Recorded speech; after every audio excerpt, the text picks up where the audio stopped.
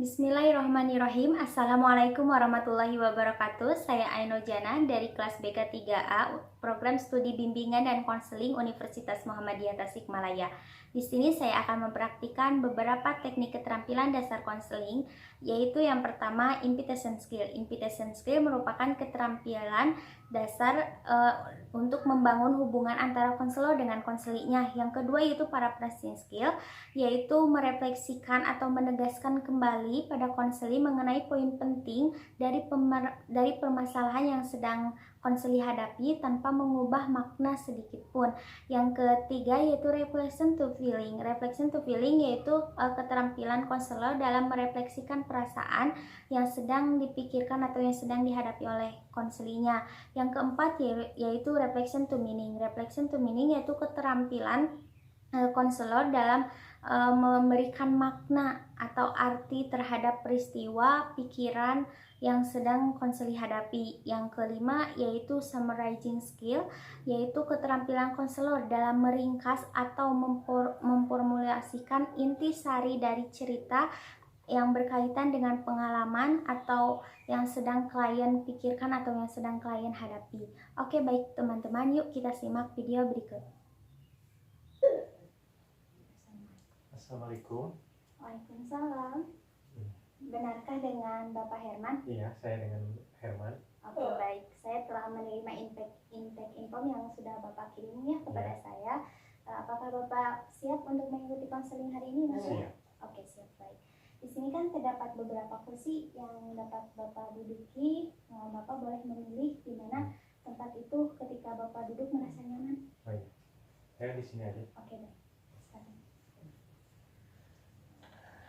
Agar proses konselingnya nyaman dan berjalan dengan lancar juga, Bapak boleh memilihkan tempat duduk untuk saya. Oh iya, di sini siap. Oke, baik, terima kasih ya. Sebelumnya izinkan memperkenalkan diri terlebih dahulu ya. Nama saya Aino Jana. Saya dari mahasiswa program studi bimbingan dan konseling Universitas Muhammadiyah Tasikmalaya. Mengenai itu, apakah ada yang ingin ditanyakan kembali atau mungkin sudah cukup? Sudah cukup. Oke, baik. Bagaimana kabarnya Bapak? Alhamdulillah, kabar baik. Alhamdulillah. Ya. Bagaimana nih dengan aktivitas atau mungkin latar belakang Bapak sehari-hari? Sehari-hari sih saya kerja. Sebelumnya sih saya kerja, cuman baru beberapa minggu ini sih udah keluar, habis kontrak sih ya. Sekarang lagi proses mencari pekerjaan aja. Oke, baik. Meskipun saat ini Bapak sedang menganggur ya, tapi saya melihat dari raut wajah Bapak masih terlihat semangat, masih tetap ceria menjalani aktivitas sehari-harinya ya. Oke, baik. Untuk itu, apakah Bapak pernah mengikuti konseling sebelumnya? Kalau konseling sih secara tatap muka seperti ini belum ya. Tapi kan saya sering ikut tes-tes kerja kayak gitu ya. Entah itu secara tertulis, tes tertulis ataupun interview juga kan pasti ya ada konselingnya juga kan. Kalau untuk itu bolehkah saya untuk memperjelas terlebih dahulu apa itu konseling ya? Iya. Iya, oke, baik. Jadi konseling itu proses membantu, di mana saya itu sebagai konselor dan Bapak itu sebagai konseling, di mana saya akan membantu atau memberikan cara atau memfasilitasi mengenai cara-cara untuk mengatasi masalah yang Bapak sedang hadapi saat ini. Oh iya. Ya, untuk itu mengenai info yang Bapak sudah kirim kepada saya, itu Bapak mengisi sendiri atau mungkin diisi orang lain? Diisi sendiri. Oh iya, oke. Untuk itu apakah ada yang ingin ditanyakan mengenai sesi konseling kali ini? Kalau sesi konseling itu ada berapa tahapan ya? Oh iya, jadi saya akan melakukan selama 4 kali ya. 4 kali. Di mana satu sesi itu berdurasi atau berwaktu sekitar 60-90 menit. Oh iya. Namun saya juga akan melihat perkembangan dari Bapak, apakah selama 4 kali itu Bapak sudah mendapatkan hasil yang optimal, mungkin cukupkan sesi konselingnya. Namun jika memang belum, maka saya akan menindaklanjuti untuk sesi konseling yang selanjutnya. Oh iya. Untuk itu kan di dalam konseling itu terdapat asas kerahasiaannya, yang dimana saya harus memegang teguh asas kerahasiaan itu. Apakah ada batasan-batasan tertentu mengenai perbincangan atau permasalahan yang Bapak sedang hadapi saat ini? Mungkin dari keluarga, orang tua, dari mungkin pasangan Bapak juga ya yang ingin mengetahui perbincangan kita hari ini. Apakah boleh saya untuk memberitahunya atau bagaimana? Itu sih nggak masalah ya, nggak masalah. Lingkup keluarga sih nggak masalah ya untuk diberitahu. Oke, jadi saya boleh memberitahukan kepada keluarganya jika memang keluarganya menanyakan hal ini ya. Oke, baik. Oke Bapak, Bapak saat ini boleh menceritakan atau mengungkapkan perasaan yang ingin Bapak ungkapkan, apa yang sedang Bapak hadapi saat ini? Ya, untuk saat ini sih mungkin saya agak lagi gimana ya, bimbang, lagi galau juga. Kalau istilah zaman anak sekarang itu lagi galau ya. Galaunya gimana ya, saya ini kan gimana ya, nyari kerjaan itu di Garut itu susah banget, karena kan Garut itu bukan kota industri ya. Sebelumnya kan saya kerja di kota industri di Cikarang ataupun Karawang ya, yang Jabodetabek ya. Karena kan di daerah sana itu kan pekerjaan itu banyak ya, pabrik-pabrik atau apa. Karena kan basic saya lulusan STM, CNC, mesin, teknik mesin. Jadi pas kerja itu kan langsung terjun langsung ke dunia industri. Nah, beberapa bulan ini sih saya sebenarnya sih rencana tahun kemarin, rencana pas kalau misalkan udah habis kontrak di tahun 2021, saya udah berencana sama istri ingin menetap di Garut, menetap di Garut dan mencari pekerjaan yang misalkan yang cocok aja lah ya di Garut, yang sesuai dengan karakteristik kota ya, bukan karena kan susah juga kalau mencari pabrik di sini. Di sini kan pabriknya ya khusus buat perempuan kebanyakan, kalau untuk laki-lakinya susah. Jadi ada juga sih yang buat laki-laki, cuman kan emang karena bukan bukan khusus laki-laki sih, kebanyakannya untuk perempuan. Nah, kita itu kan udah rencana dari tahun kemarin itu ingin menetap di tahun ini untuk di Garut, karena ada kita itu ada usaha, pengen ngerintis usaha. Karena kan udah beberapa tahun kita itu gimana ya, udah hampir 3 tahun mandek gitu ya usahanya, karena ya pertama istri hamil, terus ngelahirin, terus ikut juga kerja ke Cikarang. Jadi usaha ini tuh gimana ya, jadi nggak jalan gitu.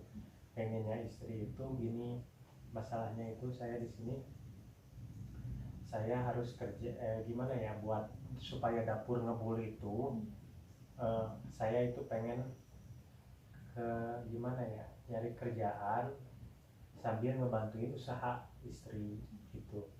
Nah kan kalau istri pikirnya gini, kalau gak ada saya usahanya gak bakalan jalan.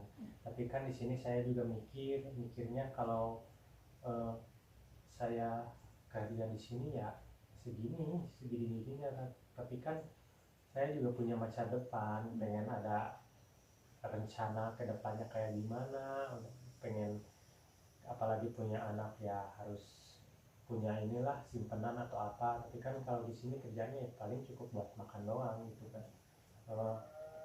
Kemarin sempat kerja juga di beberapa, tapi kan itu sebagai sales kan bukan basic saya.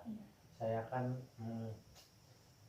gimana ya, kalau sales itu kan benar-benar yang tadinya saya di dalam ruangan, terus saya juga sekarang jadi di luar ruangan gitu, kehujanan, kepanasan kayak gitu. Jadi yang bikin saya bimbang itu apa ya, karena istri itu gak ngebolehin gitu saya buat keluar kota lagi. Karena kan kita udah gimana ya, dulu udah kita kita dari Cikarang aja ke sini itu kita udah ada rencana gitu kan buat ini. Gimana ya kalau misalkan ini tertunda lagi kan sayang ya, udah modalnya udah banyak, udah keluar banyak, terus kita kalau kayak gitulah susah, gimana ya nyari uangnya jadi sia-sia gitu kan, kayak uang yang udah dikeluarkan buat modal itu, mungkin pikirannya kayak gitu. Jadi kalau saya keluar kota lagi katanya gimana gini, usaha ini yang udah dirintis ini udah bakalan, kalau ditinggalin saya itu mungkin dia juga nggak bakalan bisa sendiri katanya. Ya yang jadi bingung dan bimbang itu karena sebenarnya saya pengennya untuk keluar kota lagi, untuk mencari pekerjaan lagi di sana sesuai basic saya, karena kan saya 8,5 tahun itu hampir di semua di pabrik, jadi pengennya saya tuh keluar kota lagi. Tapi di sini istri juga melarang dan harus mencari pekerjaan di Garut. Itu aja sih. Oke, baik. Jadi saat ini Bapak merasa kesulitan dalam memilih pekerjaan, khususnya di kota Garut ya, karena banyak pekerjaan di kota Garut ini tidak sesuai dengan basic atau passion Bapak sendiri. Iya, oke. Jadi yang saat ini Bapak rasakan itu merasa galau ya, apalagi yang anak sekarang itu bingung juga gitu, dilema, karena dilema tersebut ketika Bapak mendapatkan pekerjaan di Garut itu tidak sesuai dengan basicnya, tidak sesuai dengan passionnya, yang akhirnya Bapak itu bingung di sini harus memutuskan apa untuk keluar kota kembali atau untuk terus tetap di Garut, seperti itu. Jadi apa nih efek ataupun dampak yang mengakibatkan terhadap aktivitas Bapak sehari-hari akan permasalahan ini? Ya efeknya sih gimana ya, efek ke ekonomi juga ya, efek ekonomi, efek ya yang biasa kita di luar kota dapat uang cukup lah gitu, dari sini ya mungkin seadanya gitu kan, buat cukup buat yang penting dapur ngebul aja, pikirannya paling kayak gitu aja. Terus juga di kesehatan juga ya agak kurang gitu, gimana ya, cepet lelah, cepet capek, karena kan kalau di ruangan itu kan di pabrik kita paling cuma kegerahan gitu kan. Kalau ini kan kita kepanasan, kehujanan, jadi efeknya ya ke kesehatan juga sih. Jadi saat ini Bapak harus lebih beradaptasi lagi ya mengenai pekerjaannya yang jauh beda banget dari dulu kan berada di ruangan, yang sekarang harus berada di luar ruangan ya pekerjaannya gitu. Sehingga berdampak juga terhadap kesehatan Bapak gitu, berdampak juga terhadap ekonominya. Oke, baik. Jadi dapat saya simpulkan ya Pak, jadi permasalahan Bapak saat ini itu kesulitan dalam mencari pekerjaan yang cocok untuk basic atau passion Bapak. Dan juga Bapak saat ini merasa bingung karena ketika Bapak dapat pekerjaan di Garut namun tidak sesuai dengan basic dan passionnya, yang akhirnya mengakibatkan atau berdampak juga terhadap kesehatan Bapak. Mungkin dalam bekerja juga kurang nyaman ya, dan kurang semangat ya pastinya dalam bekerja, dan akhirnya timbul terhadap ekonomi keluarga Bapak juga. Oke, baik. Terima kasih ya Bapak atas kesempatan hari ini. Terima kasih. Oke teman-teman sudah menyaksikan atau melihat video mengenai beberapa teknik keterampilan dasar konseling. Mungkin dicukupkan sekian dari saya. Mohon maaf bila banyak kesalahan dan juga kekurangan. Billahi taufiq wal hidayah. Wassalamualaikum warahmatullahi wabarakatuh.